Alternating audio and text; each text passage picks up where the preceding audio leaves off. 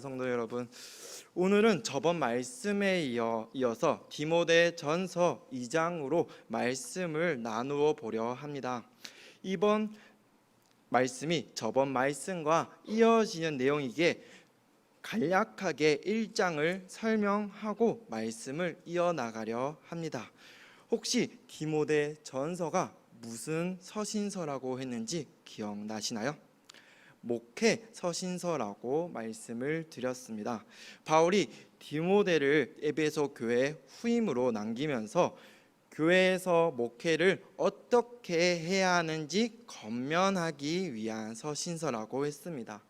또 그 교회 안에 있던 다른 교훈을 전하는 자들에 대한 바른 교훈을 말씀하시기 위한 서신서라고 말씀을 드렸습니다.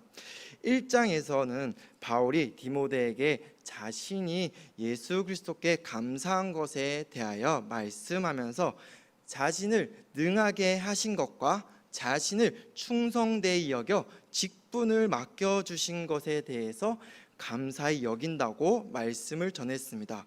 또한 그리스도 예수께서 죄인을 구원하시려고 세상에 임하셨다는 것은 모든 사람이 완전히 신뢰할 만한 미쁘신 복음이라고 말씀을 드렸습니다. 그리고 자신은 죄인 중에 괴수이지만 이러한 미쁘신 복음을 받기 전까지 예수 그리스도께서 일체 오래 참으심의 본을 보여주사 그리스도 예수를 믿는 자들에게 본이 되게 하셨다고 말씀을 드렸습니다. 오늘 말씀은 이어 2장에서는 바울이 디모데에게 기도에 대한 가르침을 전하는 것을 함께 보려 합니다. 그렇다면 과연 기도는 누구를 위해 해야 하고 왜 해야 하는지를 세 가지로 나누어 함께 살펴보도록 하겠습니다. 먼저 첫 번째는 모든 성도를 위한 기도입니다. 바울은 2장부터 본격적으로 디모데에게 권면을 하는데요. 2장 1절에서는 내가 첫째로 권하노니로 말씀을 시작합니다. 그리고 이어서 모든 사람을 위하여 간구와 기도와 도구와 감사로 기도하라고 권면하십니다. 여기서 첫째라는 단어는 헬라어로 프로톤이라 하는데요. 프로톤은 시간적 우선순위의 의미도 지니고 있지만 본절의 맥락에서 보았을 때 여기에 있는 프로톤의 의미는 중요성에 대한 우선순위를 말씀합니다. 다시 말해서 모든 자를 위한 기도가 중요하다라고 말씀하시는 것입니다. 그러니 이러한 모든 사람을 위한 기도가 중요하다는 것을 강조하면서 그 기도하는 방법은 간구와 기도와 도구와 감사로 하라고 말씀을 하십니다. 여기서 네 가지의 단어가 연이어 사용하시는 것을 볼 수 있는데요. 앞에 나온 세 가지의 단어의 의미는 거의 같은 의미를 지니고 있어서 동의어라 볼 수 있습니다. 하지만 미국에 있는 유명한 신약학자인 조지 윌리엄 나이트라는 교수는 이 단어에서 간결하게 뜻을 구분해 놓은 것을 제가 한번 읽어드리도록 하겠습니다. 간구는 헬라어로 데시스라 하며 특정한 필요를 아래에 있는 것을 말한다.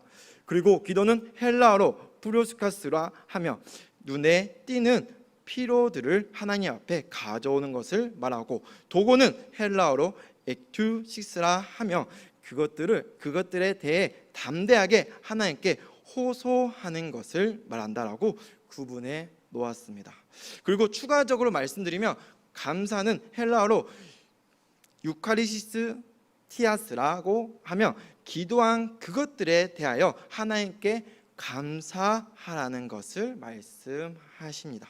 그러니 1장을 정리해 보면 기도의 범위는 한정적으로 생각하지 말아야 하며 인종이나 국적이나 사회적 지위나 어떤 것으로도 구별할 수 없다는 것을 말씀하시는 것입니다. 그리고 사도 바울은 이러한 기도는 특정한 사항이거나 눈에 띄는 필요를 생각하여 하나님께 아뢰이며 감사하라는 것을 말씀하십니다. 하지만 이러한 기도는 훈련을 잘 받으신 우리 성도 여러분들에게는 당연하게 들리실 수 있으실 것입니다. 그렇다면 바울이 디모데에게 이 말씀을 전한 진짜 이유는 무엇일까요?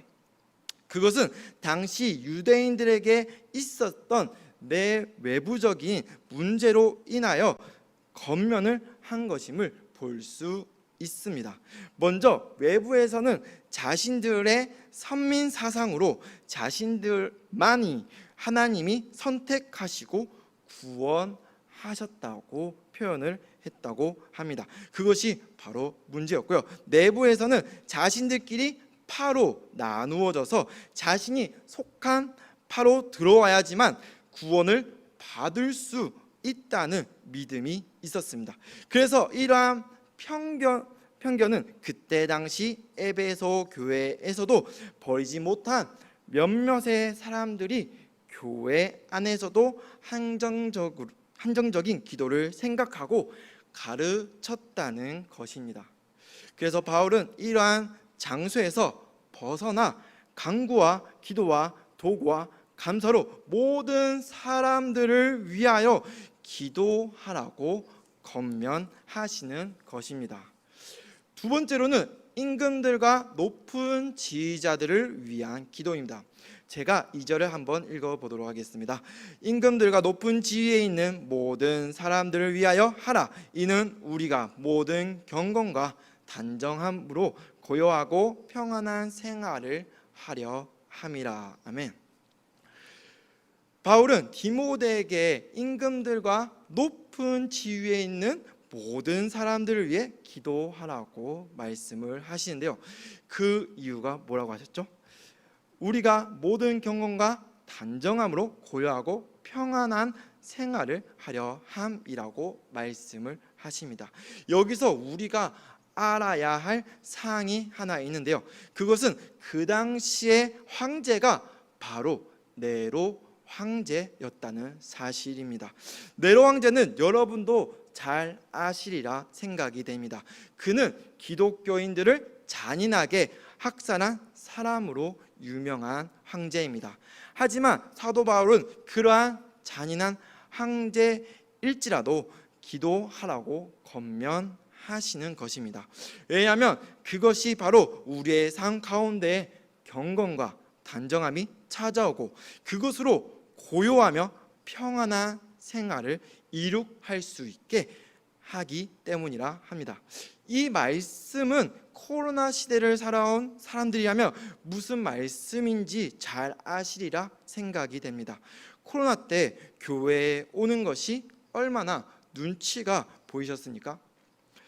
물론 교회에 안 나오는 것이 무조건 경건하지 않다고 말할 수도 없고 단정하지 못한 삶을 살았다고 확정을 지어서 말할 수도 없습니다.